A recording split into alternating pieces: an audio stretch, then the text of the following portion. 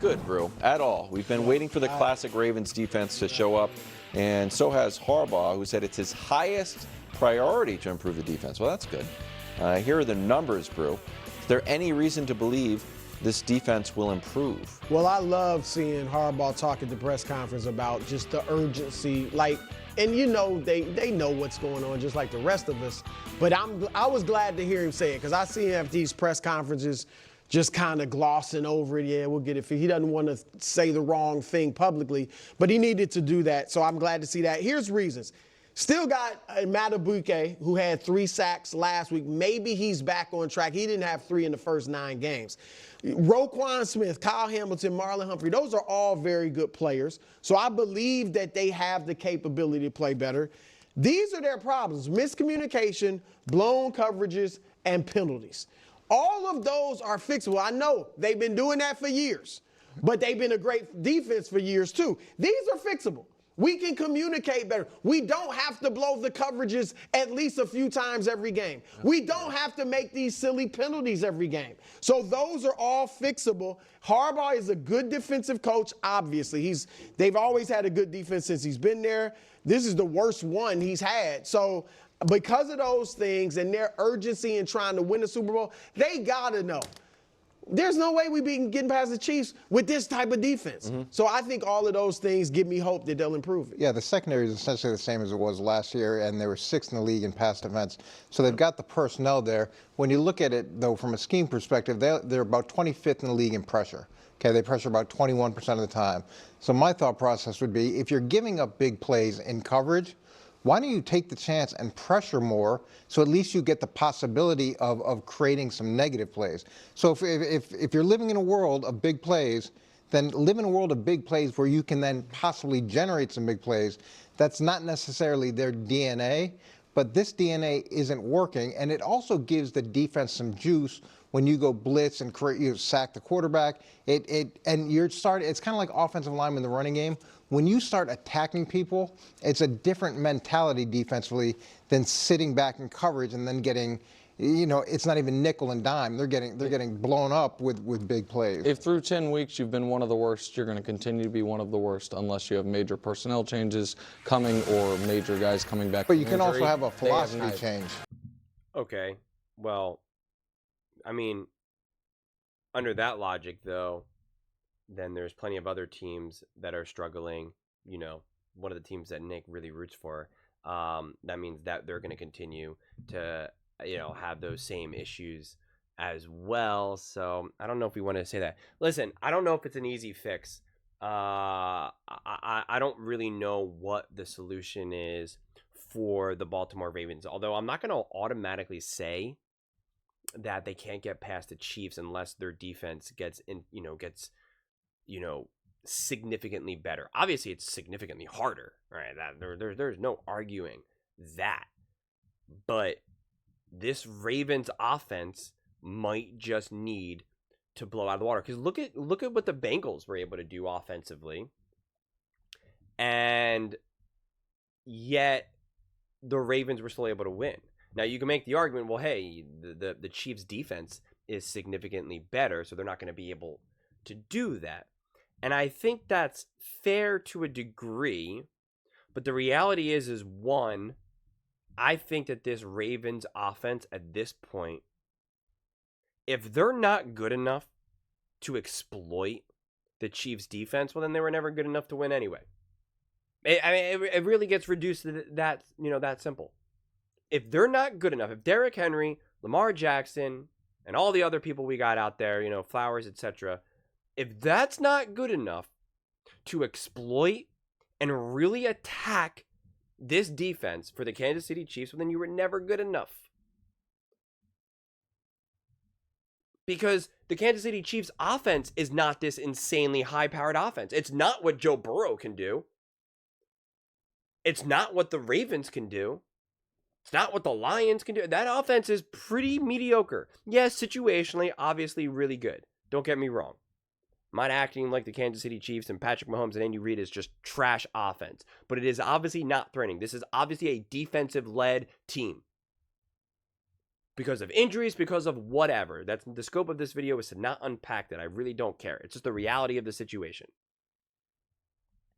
So if that mediocre defense, let's say you have a mediocre, let's just say average. Let's just be really loose with that word, average. Don't get too hung up on it. You have an average offense of the Kansas City Chiefs and an average defense of the Baltimore Ravens. Then what is the difference? What will be the difference in this game? The Kansas City Chiefs defense, that's their selling point. That's how they've been able to win. And the Baltimore Ravens offense, that's their selling point. That's how they've been able to win. So which is better? The Baltimore Ravens offense or the Kansas City Chiefs defense?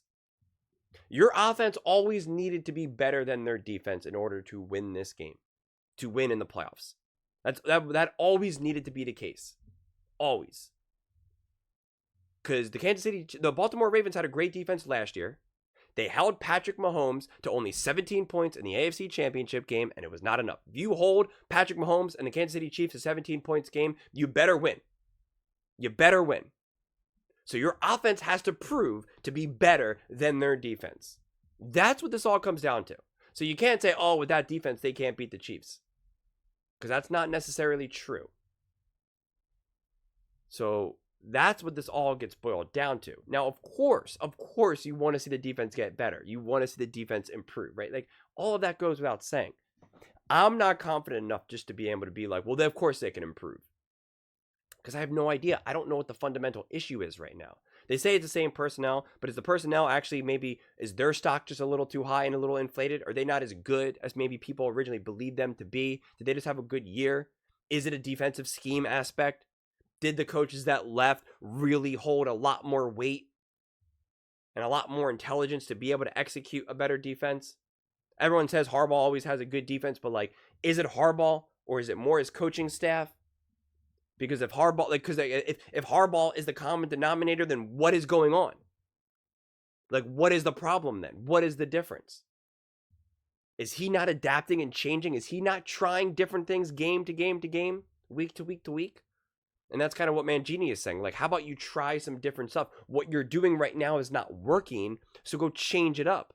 We saw that with Fangio and the Eagles. What he wanted to do defensively was not 100% working. So what did he do? He changed it. He was adaptable. Now, he changed it and then also waited for some of the players to kind of come up to speed to be able to do what also he wanted to do. So now you kind of get a little bit of everything.